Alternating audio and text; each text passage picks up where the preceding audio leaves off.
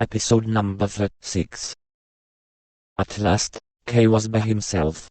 It did not enter his head to show anyone else into his office, and only became vaguely aware of how nice it was that the people outside thought he was still negotiating with the manufacturer, and, for this reason, he could not let anyone in to see him, not even the servitor. He went over to the window, sat down on the ledge beside it, held firmly onto the handle, and looked down onto the square outside. The snow was still falling, the weather still had not brightened up at all. He remained a long time sitting in this way, not knowing what it actually was that made him so anxious. Only occasionally did he glance, slightly startled, over his shoulder at the door to the outer room where, mistakenly, he thought he'd heard some noise. No one came, and that made him feel calmer. He went over to the washstand, rinsed his face with cold water and, his head somewhat clear, went back to his place by the window. The decision to take his defense into his own hands now seemed more of a burden than he had originally assumed.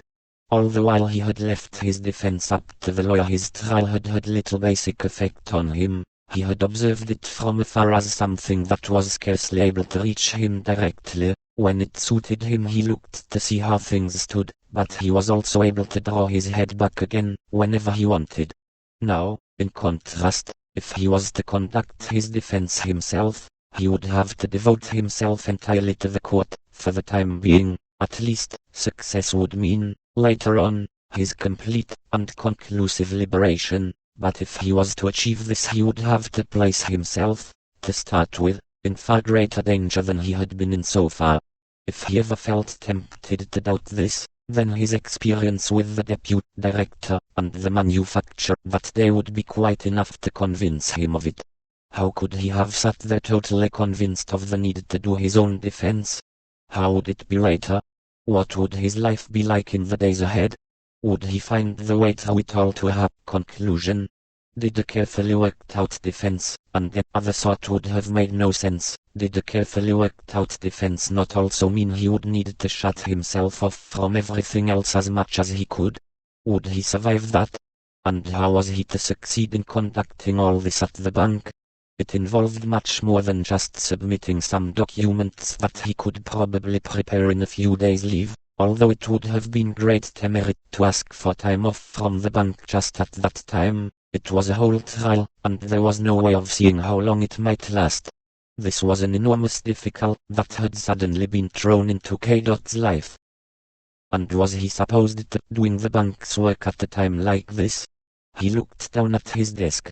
Was he supposed to let people in to see him, and go into negotiations with them at a time like this? While his trial trundled on, while the court officials upstairs in the attic room sat looking at the papers for this trial, should he be worrying about the business of the bank?